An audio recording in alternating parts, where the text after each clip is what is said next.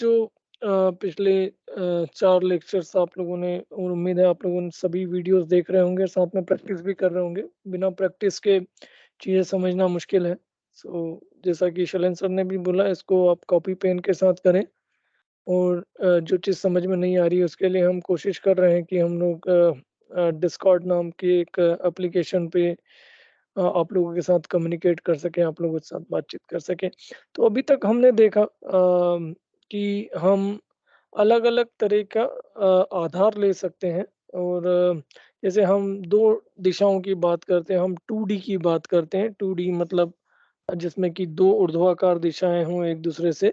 एक हॉरिज़ॉन्टल, जैसे यदि हम मेरे जो कंप्यूटर की स्क्रीन है उस पे एक हॉरिज़ॉन्टल दिशा है, एक वर्टिकल दिशा है और उस दिशा को हम आधार बनाकर हॉरिज़ॉन्टल और वर्टिकल को, जैसे हम हॉरिज़ॉन्टल को कहें एक्स एक्सिस और वर्टिकल को कहें वाई एक्सिस, उसको हम आधार बनाकर, उसको हम हमारा बेसिस ऑफ मेज़रमेंट बनाकर, मापने का आधार बनाकर हम किसी रेखा या वेक्टर के कंपोनेंट्स निकाल सकते हैं। किसी रेखा या वेक्टर के बारे में हम पता कर सकते हैं कि उसका एक्स एक्सिस पर कितना कंपोनेंट है और उसका वाई एक्सिस पर कितना कंपोनेंट है। उसके लिए हमें कुछ नहीं करना है, हमें उस वेक्टर की जो परछाई है, जो प्रोजेक्शन है, वो निकालनी है। तो जैसे कि हम यहाँ पर देखते हैं कि इसका प्रोजेक्शन एक्स जो है वो यहाँ पर आता है, वो एक्स को यहाँ कट करता है और उसी वेक्टर का प्रोजेक्शन जो है वाई एक्सिस पर यहाँ कट करता है। तो हम इसे यह कह सकते हैं कि ये जो जो यहाँ पर एक्स है, वो यहाँ इसका कोऑर्डिनेट एक्स कोऑर्डिनेट है और जिस जगह पर इसकी जो परछाई, इसका जो प्रोजेक्शन है इस वेक्टर का या इस रेखा का, वो वाई एक्सिस को काटता है, वो इसका वाई कोऑर्डिनेट है।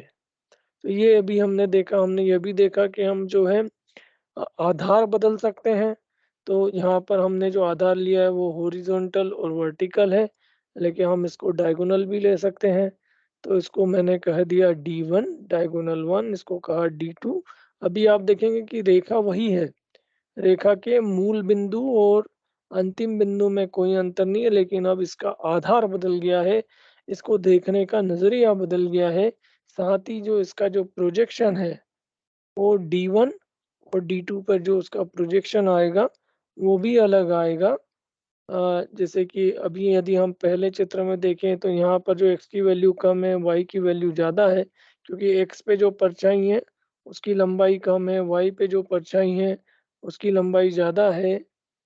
पर यदि हम यहाँ देखें तो यहाँ हम देखते हैं कि जो D1 की जो लंबाई है, जहाँ पर D1 को इसका प्रोजेक्शन काटता है उसकी लंबाई ज़्यादा है और जहाँ D2 को इसका प्रोजेक्शन काटता है उसकी लंबाई कम है। तो हम इसको यहाँ पर इसके कोऑर्डिनेट्स को हम कहेंगे D1 comma D2। D1 D2 हमने बेस लिया है तो हम इसको कह सकते हैं small D1 comma small D2।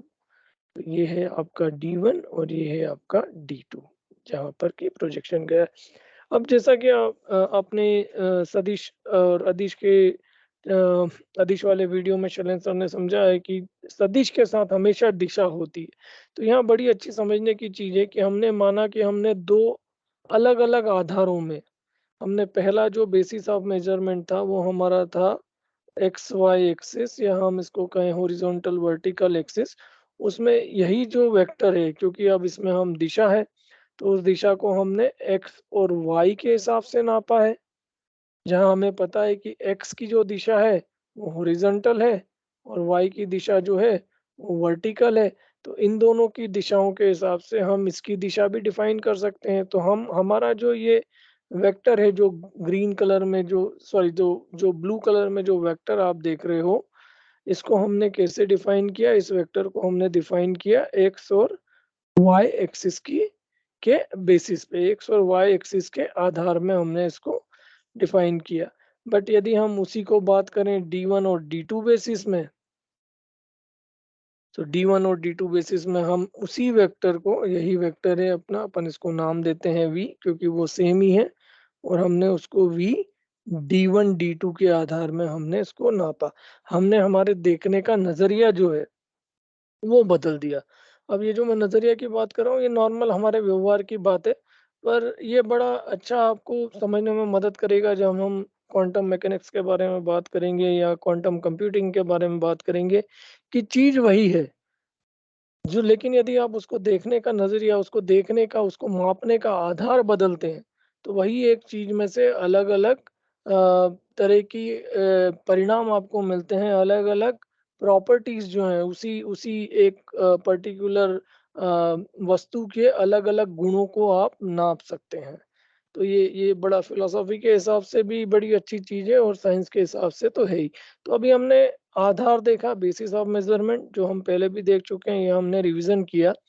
अब जैसा कि सर ने बोला कि भई हम सदिश के साथ दिशा होती है, तो यहाँ हमने एक वेक्टर लिया, ये इस चित्र की मैं बात कर रहा हूँ। तो यहाँ हमने एक वेक्टर लिया, इसका एक्स पे प्रोजेक्शन जो है वो एक्स है, स्मॉल एक्स है और वाई पे इसका प्रोजेक्शन स्मॉल वाई है। अब हम जैसा कि इसको कैलकुलेट करें तो ये एक समकोण है, राइट एंगल ट्रायंगल है। तो इसमें जो x की जो वैल्यू है वो रहेगी r cos थीटा, जैसा कि हमने पिछले वाले वीडियो में देखा, आप उसको रेफर कर सकते हैं। और y की जो वैल्यू रहेगी वो होगी r sin थीटा। अब यदि क्योंकि ये एक समकोण बनाता है, ये हम देखें 90 डिग्री एंगल है, तो हम ये भी जानते हैं कि पाइथागोरस का थ्योरम यहाँ लगेगा।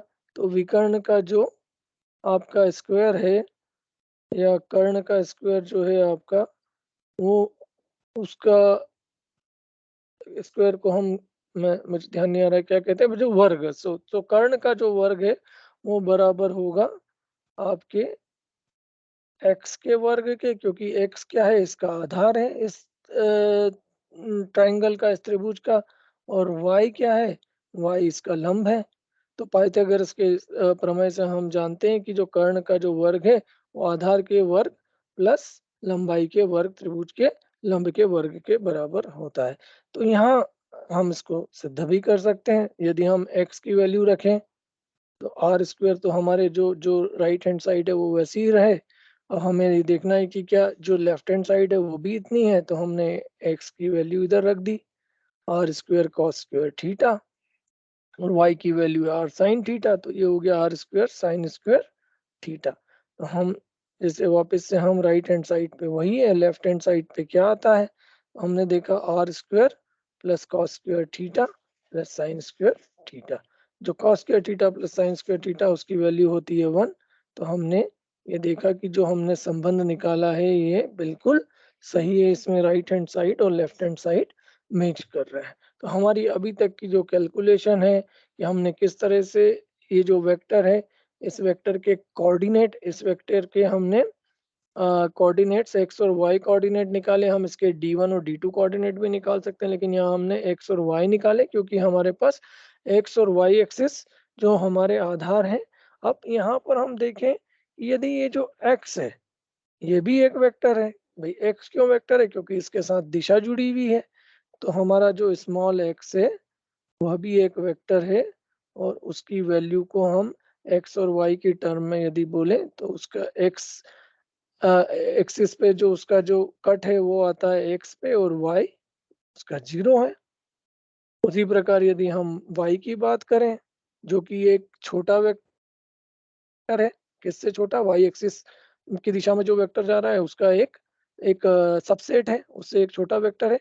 तो उसकी वैल्यू क्या आएगी, 0 कॉमा वाई, क्योंकि उसके लिए हमेशा जो जो भी वेक्टर इस रेखा पर होगा, वाई एक्सिस पे होगा, उसके लिए एक्स की जो वैल्यू आएगी वो 0। तो हम इसको इस तरह से लिखेंगे कि भाई हमारा जो एक्स वेक्टर है उसकी वैल्यू है एक्स कॉमा 0, या फिर हम इसको एक नए नोटेशन में जिसका कि नाम है कैट नोटेशन, उसमें हम इसको एक कॉलम के रूप में लिखेंगे और हम इसको कहेंगे एक्स कॉमा 0।